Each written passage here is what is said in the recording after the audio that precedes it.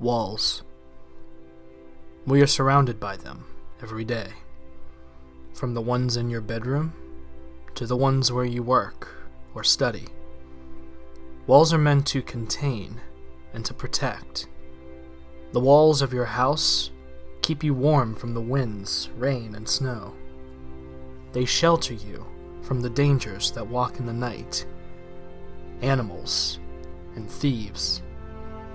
But we have the freedom to enter and exit these barriers, to travel not only to other rooms, but to other houses and buildings, and to go down the roads that lead to a much bigger world that we've never known. So let's discuss walls on a larger scale. I would build a great wall, and nobody builds walls better than me, believe me. And I'll build them very inexpensively. Many eyes look to the Americans as the foreign policies between the US and Mexico are tightened with a proposal of a wall spanning over half of the 1,989-mile border. About 1/3 of the border is barricaded with pedestrian and vehicle fencing, and the other 2/3 is open due to the geography of the land, with many mountains, cliffs, marshes, rivers, and miles of flat desert to the north and south of the border. To some, building an 18 to 30 foot high wall across half of the border, let alone telling citizens that Mexico will pay for the proposed barrier through a 20% tariff on Mexican goods, sounds a little improbable. Even the cost of the wall is still in question, ranging from $8 to $25 billion, and few sources stating up to $40 billion. In 2006, the fence border was authorized construction, and it spent only $2.7 billion to build. It has cut down illegal immigration and drug trafficking.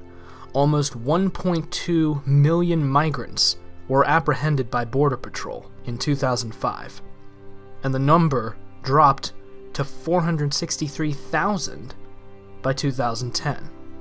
Even now, the number of apprehensions decreased from 58,500 in December of 2016 to 17,000 in March of 2017, and this was right before Barack Obama would leave office and Donald Trump would take his place. But let's back up for a second. You probably think that this is a one-sided political video, one in which one party will fully accept, and the other which will be filled with hatred towards me. But this is not the case. In fact, I'm pretty independent on political views. Both Republicans and Democrats have good values and bad values. Neither is extremely better than the other. So where am I going with this? Well, as an American who seeks for the truth and justice, my goal by the end of this video is to give you more knowledge about borders, focusing on the history of the world's barriers, and if they helped or hurt both sides. So let's begin. Let's travel back to one of the oldest, well-known bordered places, the city of Jericho. Built around 9600 BC, archaeologists have found that there were 3 walls built in 8000 BC surrounding the city. A 12-foot tall retaining wall, an 18-foot tall mud brick wall directly above and behind the stone wall, and a 15-foot mud brick wall that perhaps separated the city between an inner and outer section. The walls were suggested to be 5 feet thick, and the city was surrounded by a 27-foot wide and 9-foot deep ditch. It's even suggested that houses were built into the outer mud brick wall, which would clarify the Bible on the story of Rahab, a harlot hiding Israeli spies and sending them down a rope and basket outside of her window. Like many city walls in the Middle East, the walls were meant to keep out enemy armies and invaders, along with protecting the city from floods during the spring harvest. The Israelites challenged the city walls sometime between 1500 and 1400 BC. Christians believe that, according to the Bible, the Israelites walked around the walls once every 6 days and 7 times on the 7th day with the Ark of the Covenant. Once they completed walking, they blew their horns and shouted at the city, and the walls fell down. However, some historians suggest that an earthquake disrupted a cliff near the city of Adam, 18 miles north of Jericho, and fell into the river, causing a dam and allowing the Israelites to cross the Jordan in the 3rd chapter of Joshua. By the time the Israelites reached Jericho, the walls had already been damaged by the aftershock of the earthquake, with cracks and serious fissures in the walls. Eventually, the walls gave out and left a perfect slope for the Israelites to climb and invade the city, burning everything and putting every civilian to the sword, except for Rahab and her family. James Thomas, who has studied history and theology at Florida Christian College and served in the Navy during the First Gulf War in 1990, came to talk to me about his insight on borders and barriers.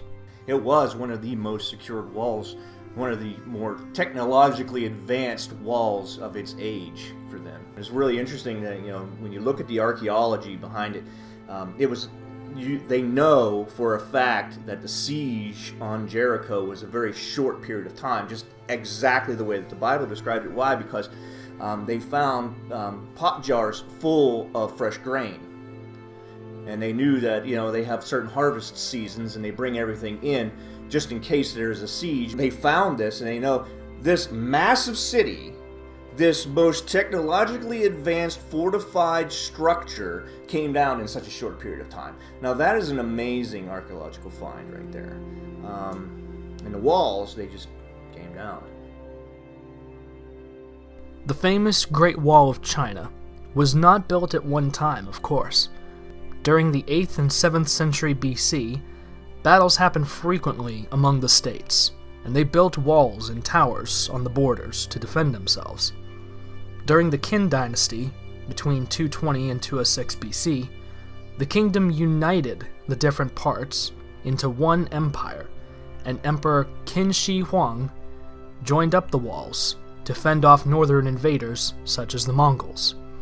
The Great Wall was rebuilt, modified, and extended for over 2,000 years. Most of the wall we know today was built during the Ming Dynasty between 1368 and 1644 AD, distancing 5,500 miles and a grand total of over 13,000 miles with all of its branches. The portions during the Ming Dynasty stand up to 25 feet tall and were built using bricks and a mortar made from a slaked lime and sticky rice. Gates were positioned along key strong points and trade routes, and watchtowers were used to send smoke and fire signals in the event of an attack. Not only did the wall provide defense, but it also provided protection to the economic development and cultural progress, peace and stability of ancient society and agriculture, protection of trading routes like the Silk Road, and security of transportation and the transmission of information to other states. However, the wall did not entirely keep invaders out, as Genghis Khan and his Mongol warriors between 1211 and 1216, Ulsan Khan in 1550, and the Manchus in 1644, all managed to take territory across the wall without destroying the barrier. Despite preservation and renovation, especially portions near the tourist centers, the wall has fallen under disrepair. 22% of the Ming Wall has vanished, and more than 37 miles of the Gansu province may disappear in the next 10 years due to erosion from sandstorms. The height of the wall has been reduced from 16.5 feet to 6.5 feet in some places, and various square lookout towers have also disappeared. As most western sections of the wall were made from mud instead of brick and stone, these are more susceptible to erosion. That's a shame. Yeah, it's a great wonder of the world. But that wall isn't being used for any purpose right now other than historical relevance or sightseeing, tourism, exactly. And those are the areas of the wall, probably the prettiest parts of the wall that are going to be preserved just because of tourism, and it is an attraction. Recently, a portion of the wall was repaired with concrete.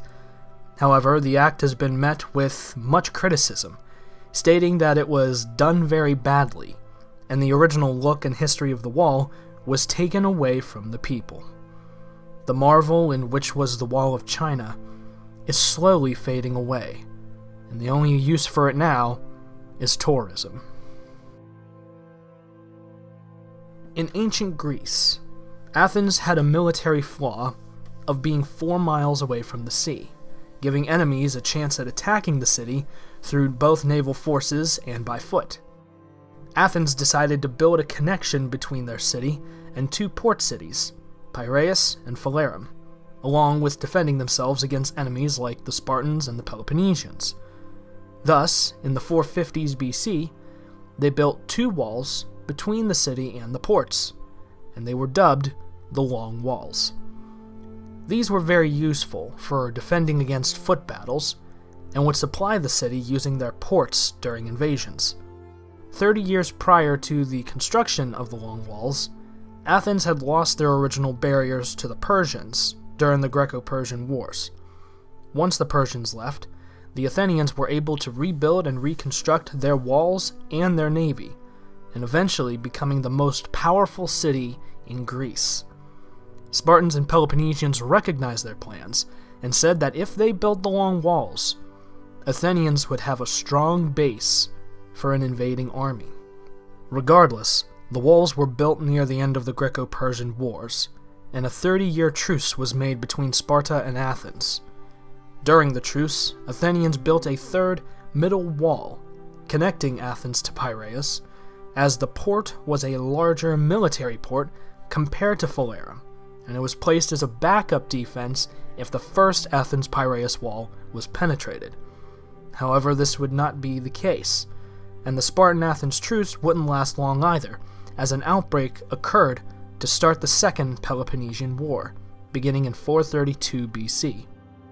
Spartans attacked the city of Athens by foot, while the Athenians stayed behind the walls and used their navy to attack Peloponnesian coastal cities, utilizing the space in between Piraeus and Phalerum. The city could only be supplied by sea during the invasions, and after modifying the walls, ended up scrapping the Athens-Phalerum wall, and they focused on the Athens-Piraeus walls for defense and supply. Realizing their weakness, the Spartans built their navy, destroyed the Athenian navy, and cut off the city's supply route to Piraeus, forcing the city to surrender in 405 BC. The Spartans would dismantle the walls the following year and terminated the Athenian navy through a peace treaty. However, Athens would quickly rebuild the walls and their navy during the 390s and fought the Spartans during the Corinthian War. The city was the strongest again, until their navy was lost to the Macedonians in the Lamian War in 322 BC, 70 years later. As the Macedonians held both sides of the Long Walls, there was no defensive use for them, and the walls fell into disrepair by the time Roman general Sulla attacked Athens and Piraeus in 86 BC. The Long Walls had stood as a strong military defense during 3 periods of Greece. However, they were weakened due to the treatment given by the Macedonians. Had the Macedonians kept the Long Walls in good condition, they might have held off the Roman army a little longer. That is, until catapults were created. What is the interesting thing about that we learn from walls, is the security that it did provide. I mean, you think about it, how many years did it take the Spartans to do that? How long did it take while people were still resting at home in their beds in Athens, while the Spartans were still trying to take out their navy? I always ask people the question, would you rather be fighting here or would you rather be fighting over there? Now, to a civilian, that should be a very easy answer. No, they don't want to hear gunshots out of their own window. Walls are meant to kind of protect us from that, whether they're figurative walls through legislation and watching the kind of people that we are allowing in our country, or literal walls by preventing these people that have nefarious plans for the United States from entering into our nation. And the Athens history only stands as a lesson for us today. There will always be an enemy at the gate, but there will not always be people who can see the enemy at the gate. There are famous walls, and there are infamous walls. Many know the Wall of Berlin as the most infamous wall in history. But what makes it that? The wall was fully made of concrete and stretched 96 miles around West Berlin. The slabs that made up the wall were 12 feet tall and less than a foot thick. However, there was a 300-foot no man's land between the wall and a second wall on the East Berlin side, with anti-vehicle trenches, beds of nails stretching the strip, and guard towers posted along the wall to shoot anyone who ran across the death strip. It was set up perfectly, and it slightly worked, stopping at least 95,000 people from getting over the wall and killing at least 100 during its 28-year reign. Only more than 5,000 of these people had succeeded in crossing the border, either by digging or by flying over the wall using hot air balloons. So what made it bad? Well, it was the reason for it being built. The Soviet Union's choice of treating its territory of East Berlin and East Germany. Instead of defending those from the outside, it kept its people from entering West Berlin, the Allied territory inside Soviet-owned East Germany. Between 1949 and 1961, at least 2.5 million people had flooded to West Berlin. The government wanted to stop this mass immigration from their German Democratic Republic, or GDR, and the wall was their response. A barbed wire wall was made overnight on August 12th of 1961. The border was officially closed the next day, and concrete walls were built later that year. West Berliners were allowed access to enter and leave to West Germany and other Allied and European countries, and therefore President John F. Kennedy was relieved and did not fully oppose to the wall. However, the wall would create negative public relations between the US and the Soviet Union. On November 9th of 1989, after miscommunication between East German leader Egon Krenz, East Berlin party boss Günter Schabowski, and the reporters of a press conference on new policy roles on the border, East Berliners swarmed to the checkpoints for access to West Berlin. The guards were unsure of what to do, and no one had answered their calls about the situation. So they finally opened the gates to everyone, and celebration ensued between the citizens of both sides of the city. The walls would be taken down within the next year, and East Germany was dissolved and reunited again with West Germany. History might give some different answers. Was it successful? Well, as long as the Soviet Union was up and running, it seemed to be very successful. I mean, they murdered a lot of people between those two walls, with the landmines and with the sharpshooters that were there. And the wall successfully kept certain people out and certain people in. I mean, that's what it was intended for their nation. So as far as their definition of success, yeah, it was successful. Our definition of success, we saw it as being tyrannical. Absolutely, it was tyrannical. And that's, I don't think that we do that in our modern context. Say we're building this wall in order to keep people in, to keep them from the rest of the free world or visiting their friends and their families in other nations, or even to go on vacation or holiday. That's not the intended purpose of our wall. Certainly throughout history, the purpose of the walls was to keep out hostiles.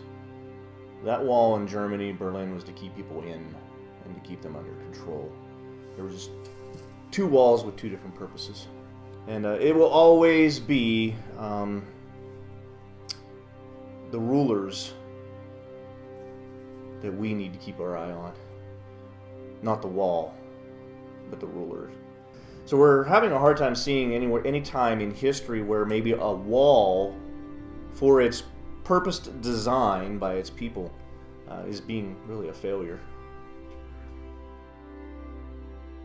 Good fences make good neighbors. This is a proverb that was stated in Robert Frost's poem, Mending Wall.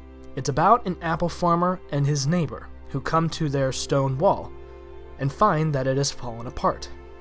The two fix the wall, and during the process, the apple farmer questions the reason for the wall. Quote, "There where it is, we do not need the wall. He is all pine and I am apple orchard.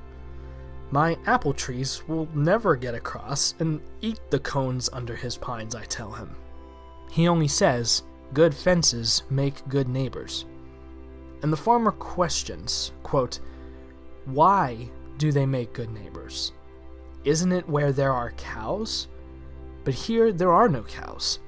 Before I built a wall, I'd ask to know what I was walling in or walling out, and to whom I was like to give a fence. Something there is that doesn't love a wall, that wants it down.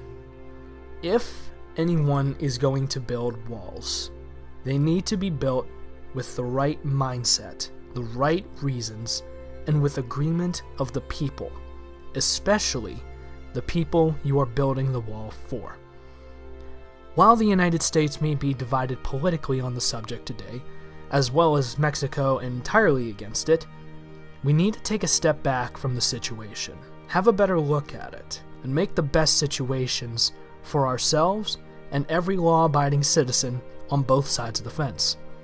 If we do decide on building a wall, the leaders of these two countries need to speak calmly and collectively, make decisions on what is best for both countries, and compromise only for the law-abiding citizens of the US and Mexico. Secondly, the system for immigration needs to be heavily corrected for the law-abiding citizens of Mexico to cross more easily and to join their families, find job opportunities, and live by the American laws of its Constitution. The system should still be wary with immigrants who are crossing legally, and should reprimand them accordingly. You know, at this point I've probably talked your ears off for too long, and that's okay, because the acceptance of information and education is key, and the more of you who watch this video, the more people will also take a step back from ranting about walls, and come at it with a clear mind. Like the apple farmer, think about if we need the wall, why are we building a wall, and are we building it for the right reasons? Are we offending our neighbor with it, or are we building it for the betterment of both countries? Do the research, keep an open mind, and spread the information around. Maybe sooner or later, we can all come to an agreement.